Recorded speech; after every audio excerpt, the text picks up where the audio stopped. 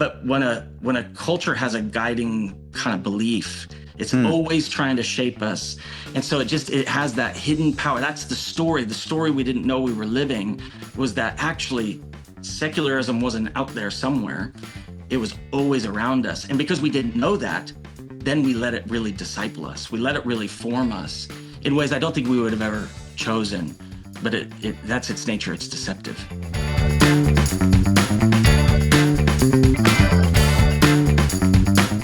Hey there, welcome to Two Pastors Unplugged. I'm Rick Probst. This guy is, now he wouldn't say this of himself, but I'm just going to say it since I have the microphone. He is a rock star. He and his wife have been missionaries, Phil and Emily Manginelli, and they were in YWAM and then a part of ministry in Seattle, and then decided to plant a church. You've probably heard about it. If you have not heard about it, you're hearing about it now. You need to check it out.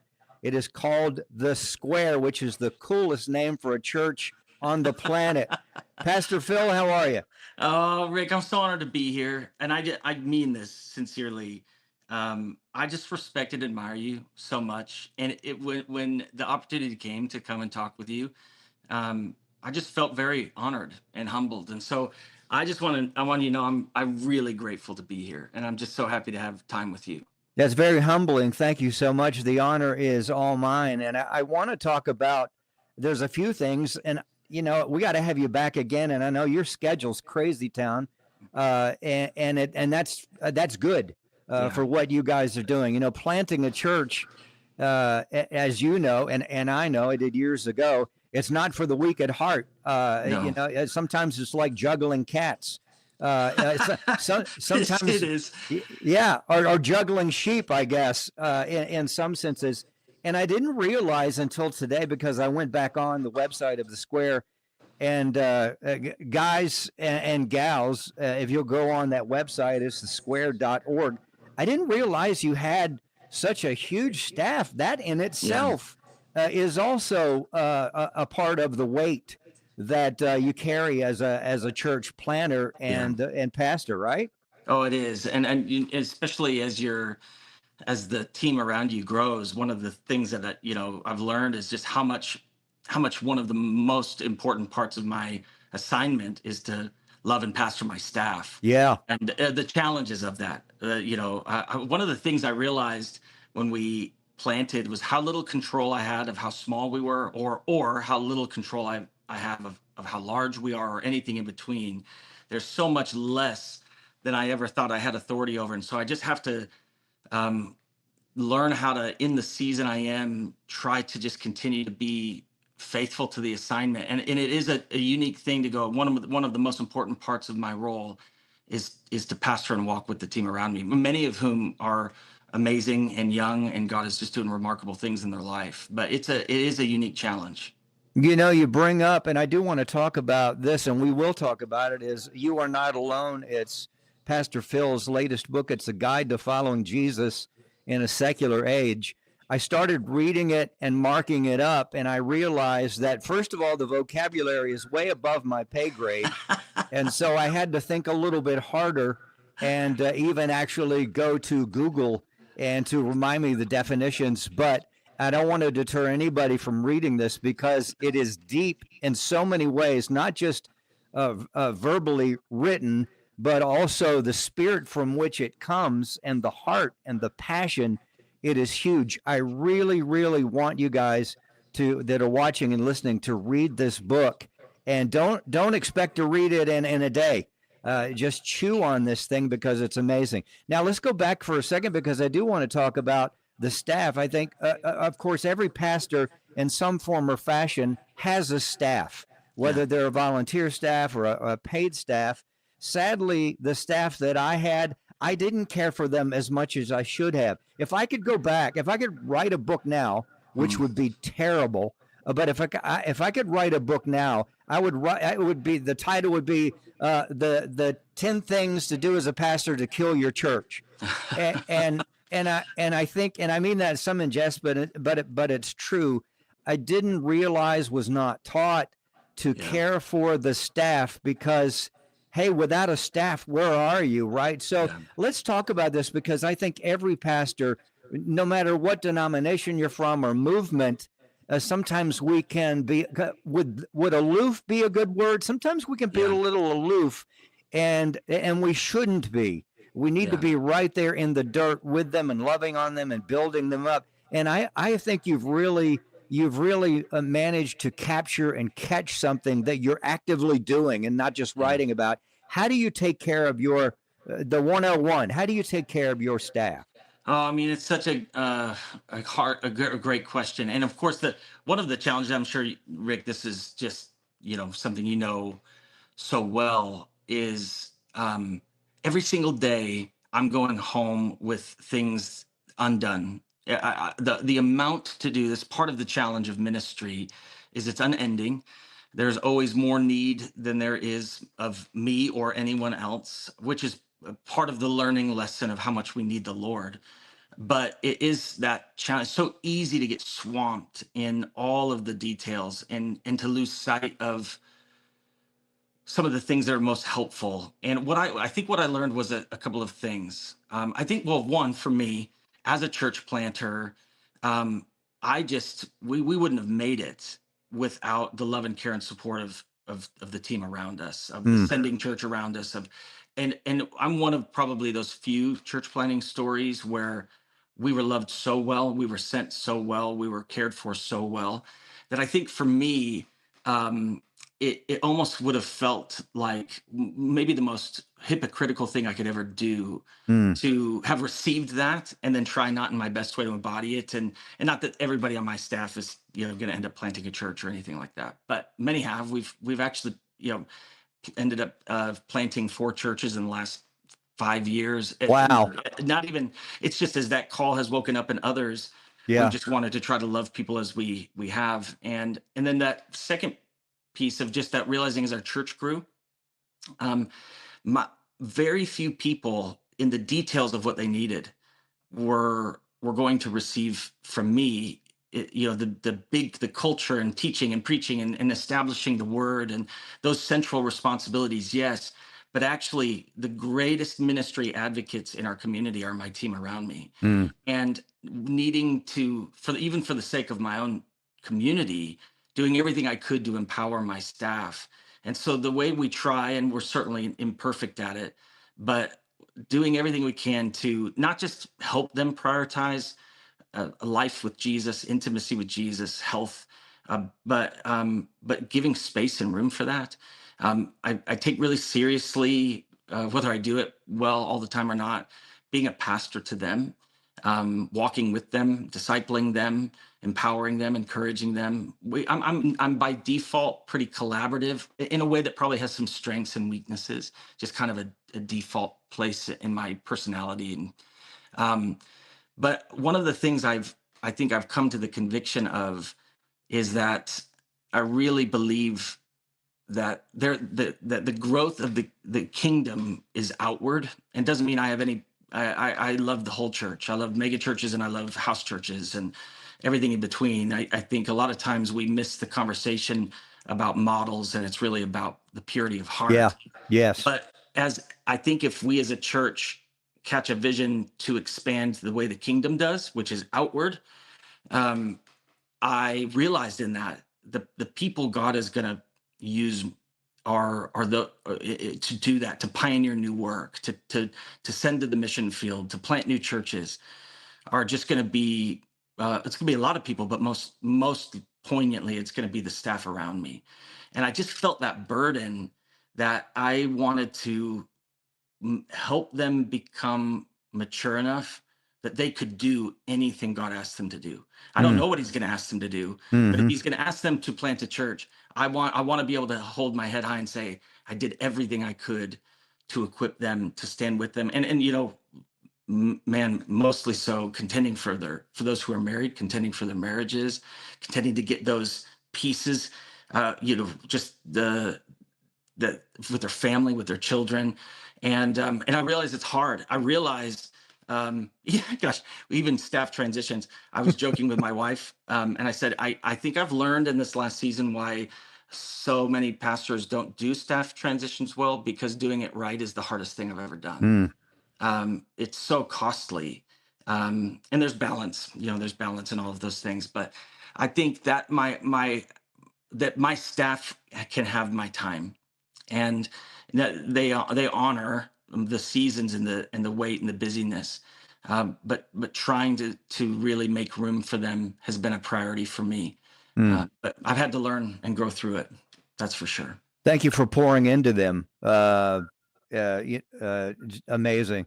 It's Pastor Phil Manginelli. He's got a book out. It's called "You Are Not Alone." Wise young man I'm looking at here on the Mhm. screen.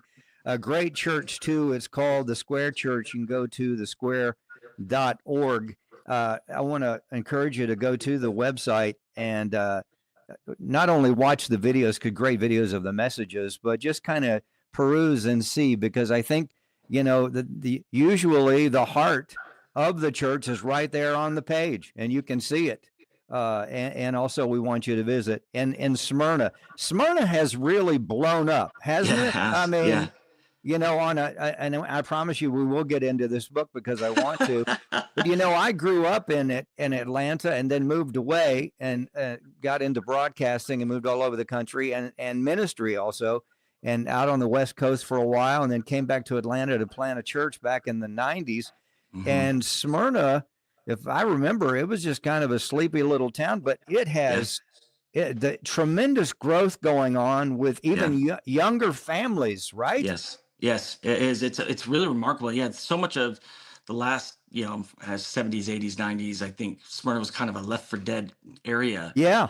but it has part of it's so unique where it's kind of got access to the whole city. You can be downtown in 15, 20 minutes. You can be anywhere in the suburbs in 15, 20 minutes, and it's close to the airport. And it has become almost this haven for young families that are starting their first seasons of life. Mm. And then just the way when we moved here, we moved in 2012 from Seattle to begin the process of planting the church. Even then, that process was in motion.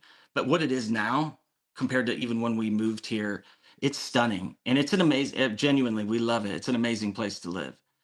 Yeah. I love that. We're going to talk about your book in a second. Smyrna is a fast growing place. This is a great church, and not only with a cool name, and I say that and I mean that, but there's substance. There's Yeah. substance behind there. I mean, I can pull a name out of the hat and just say this is the Rick's church, but if it doesn't have any substance, it's not going anywhere. So I think I just want to encourage you to check it out. Yeah. And those of you that are pastors and leaders, I really think you can glean some sharp stuff to help you not only personally, but as you lead your staff and as you reach out to the community, because and as he mentioned, things aren't perfect. I mean, you're dealing with people, right? Anytime you Right. deal with people, hey, just go to a family reunion. You'll know, Right. how crazy that can be. Well, churches are basically family reunions all the time, right? It's So, so and true. I don't mean that in a bad sense, but I mean we're all, and I say this all the time. I'm an associate now, which I'm in the place that I really need to be. But I say, I said, hey, I'm cracked, I'm broken, Yeah. we're all broken, but we Yeah. have Jesus Christ, and he puts this together. The Spirit of God is like the glue, right? That's That right. helps us to walk this thing out. So I just want you to check it out. You Are Not Alone, a guide to following Jesus in a secular age. And I remember years ago, I was working and this is when I was in my 20s, Pastor Phil. I was at a rock station and I was not raised in church, and I got born again. And I Hmm. stayed at the rock station because one is I love the people and I love the job. But I had a chance to witness to a lot of people because they saw life change. Yeah. I was still kind of hippie-ish and just a rock and roller or whatever, but I love Jesus with all my heart. And later on, there's a number of people that I worked with. They have confessed Christ over the years, even without me. Just Yeah. that seed that was planted. But I say all that to say this: there was a young lady that my wife and I used to hang around with, And she said, where do you work? I said, well, I work at the rock station. Everybody knew the rock station. It was a Yeah. small college town. And she said, well, I don't listen to circular music. Yeah. And I think that's secular, by the way. So anyway, I just always thought that was funny. But secular, let me give a definition of Yeah. secular. Secularism is the guiding belief system of our culture. I think this is a perfect book for the perfect time. Let's talk about the book. Why did you write You Are Not Alone, A Guide to Following Jesus in a Secular Age? Yeah. Well, I wrote the book specifically. So probably one of the things that has just over the last 15 years, I've had kind of the chance and the privilege of traveling and teaching a lot, whether it's in churches or denominations or missions movements, around understanding culture and understanding a biblical worldview in the midst of it.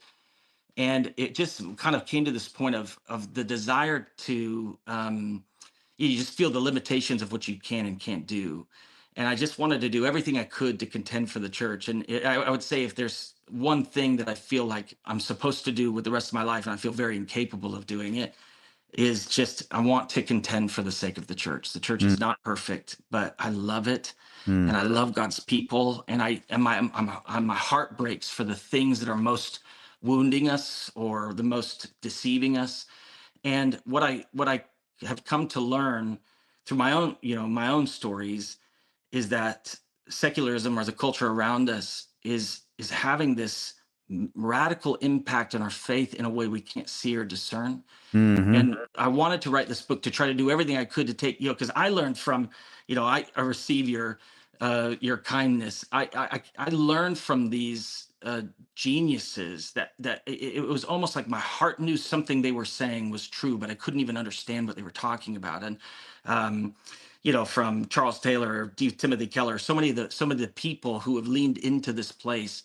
And I just wanted to do everything I could to try to bring this truth to as many people, to as many people as possible, to try to contend. Even when I was a pastor in Seattle, I had a season of 2 years where I had a majority, many very close friends who deconstructed from their faith. And these were pastors that I was alongside. These were missionaries I served with on the mission field. These were not people just raised in cultural Christian homes. Mm-hmm.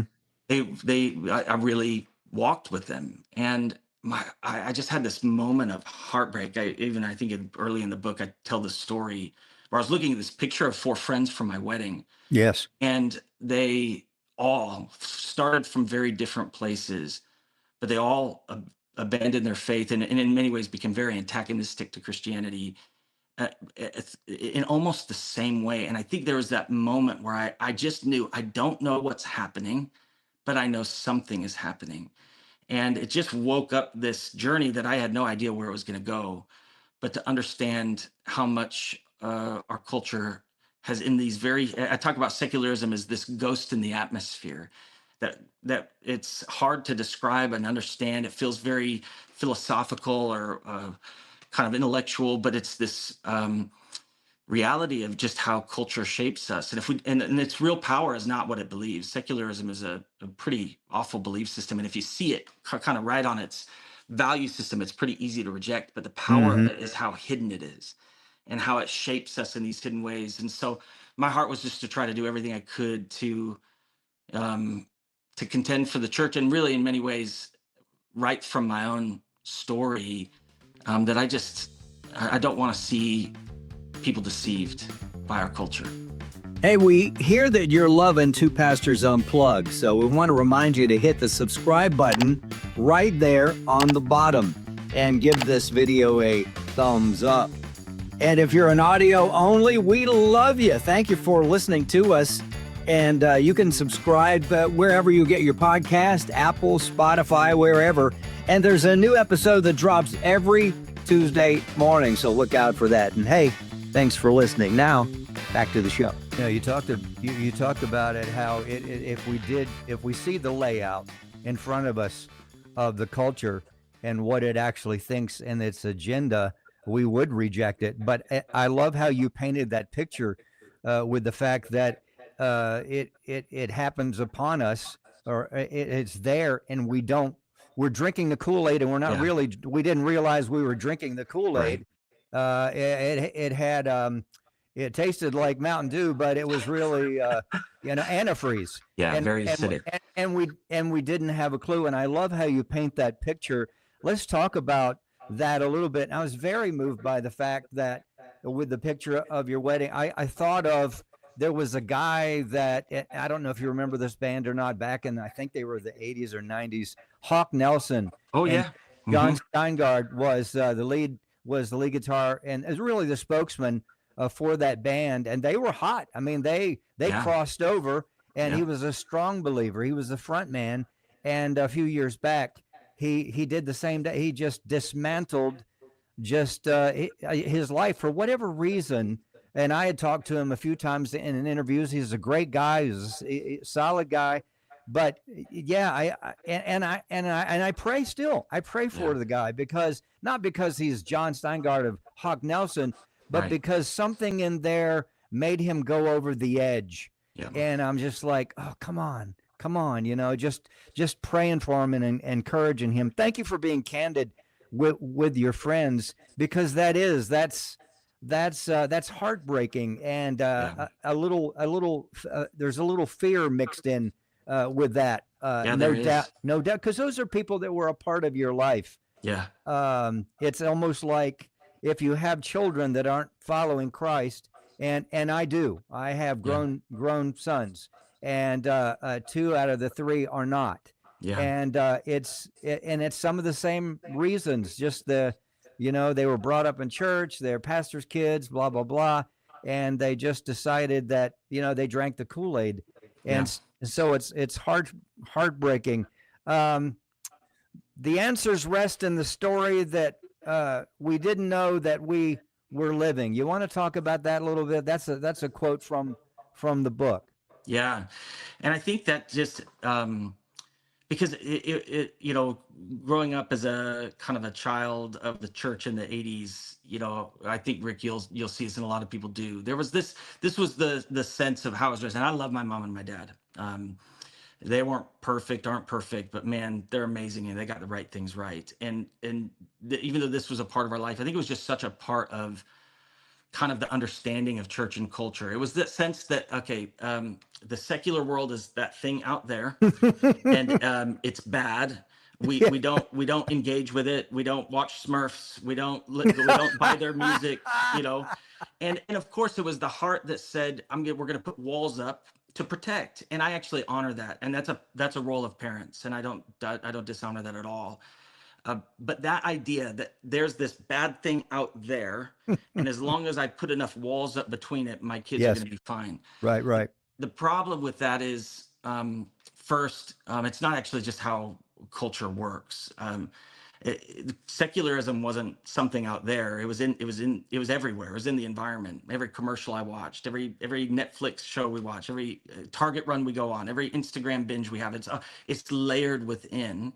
So there's no actually, that wall was not real. And second, it also has this kind of does this false thing to our hearts, where it creates kind of an us and them, in the sense of I am a follower of Jesus, and my life, but what it does is it turns the world I'm called to reach into my enemies, rather than the very people I want to lay down my life for. It has that kind of dangerous effect, and and what it does is, what I realized is I didn't need to be protected from a secular world.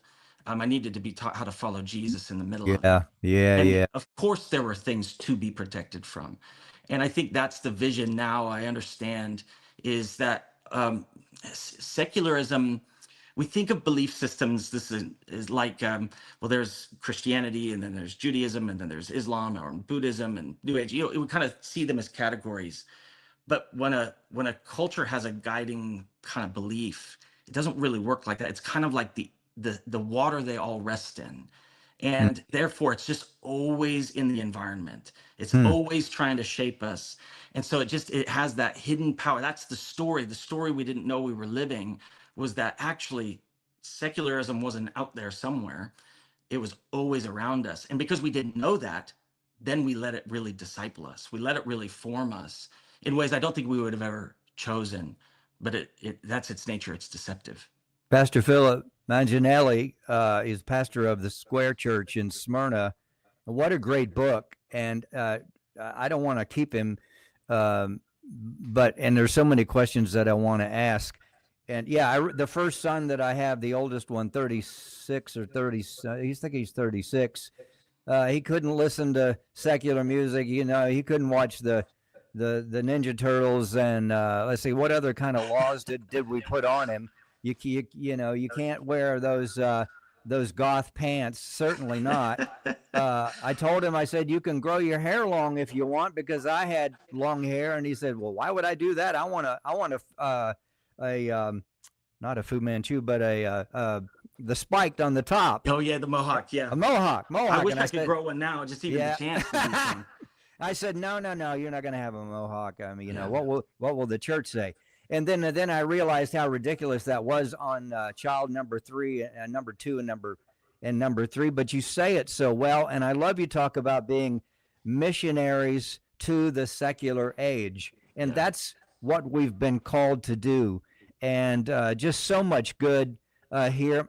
Probably my favorite, and I'm not finished the book, but I jump around quite a bit, and I do that with every book. Yeah. Chapter 11, Resistance and Renewal, right now is my favorite chapter. Yeah. And I love how you talk about just that we belong to the kingdom of God, yet we live in the kingdoms of men. Yeah. And that's why we need to be the missionaries to the secular age.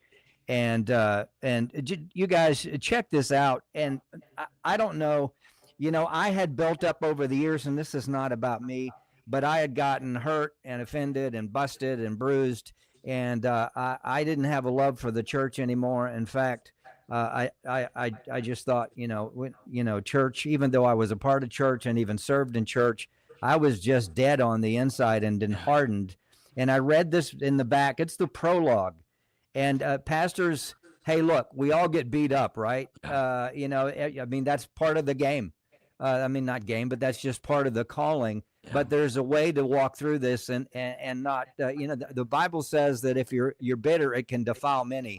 Yeah. And I got to say, honestly, years ago, I defiled many because I was bitter. And I did work through it. But I think there's an easier way, and that's by not only reading this book, but I think this is going to help you on a path to lead.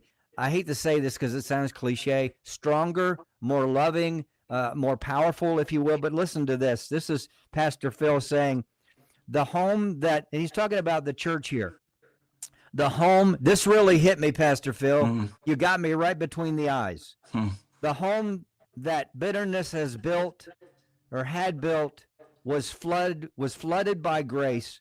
The hatred within me was being converted to love. I saw myself stone in hand surrounding the prostitute I called the church. Ouch. I saw Jesus sitting with her, defending her, the church, from her accusers. I wish I'd have had that 30 years ago, Pastor. What can you say about that? That is so, because look, we can look at the church and go, the church is doing this wrong. The church is never going to get it. Jesus said, I build my church, but what you said is so the picture you painted, which is the scripture, right, of the Pharisaical people wanting to stone the woman caught in adultery. That's the church, but Jesus doesn't accuse her. Yeah. He takes care of her. How powerful is that? How powerful is that? Yeah. Oh yeah, Rick. Yeah. Thank you. I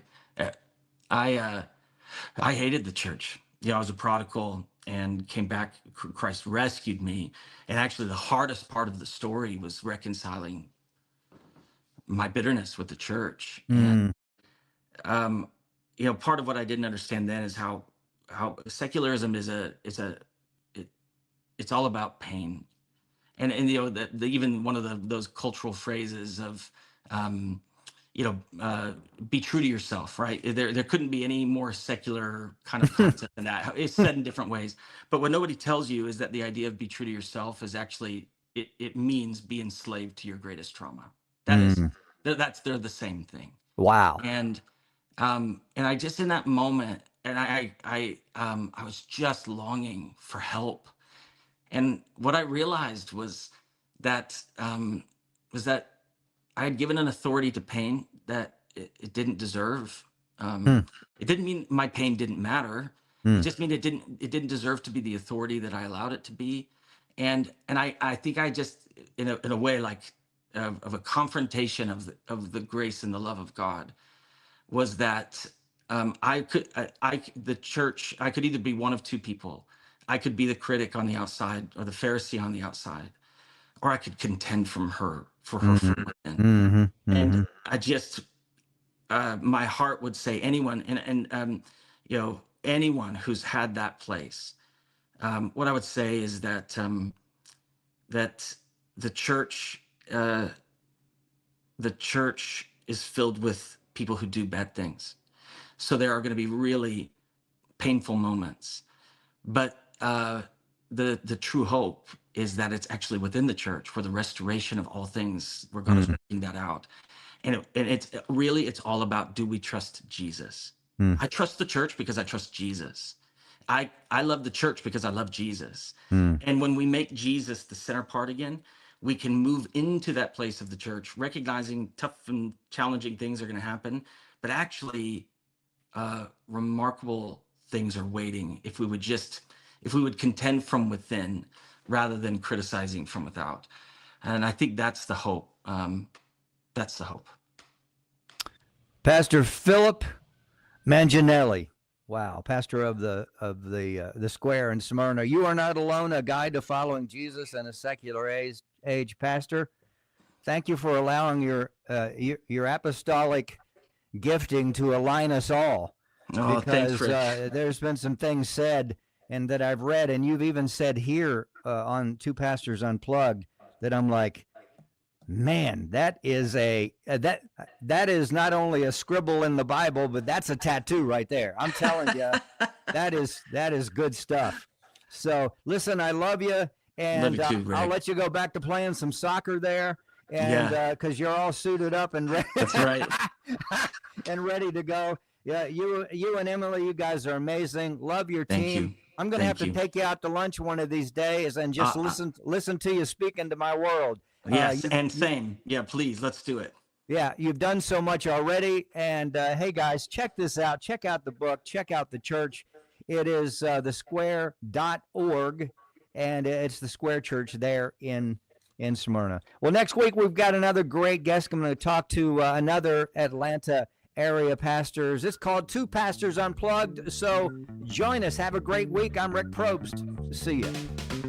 That's a wrap of this episode of Two Pastors Unplugged. But hey, don't stop here. You can click the next video and the next one and the next one.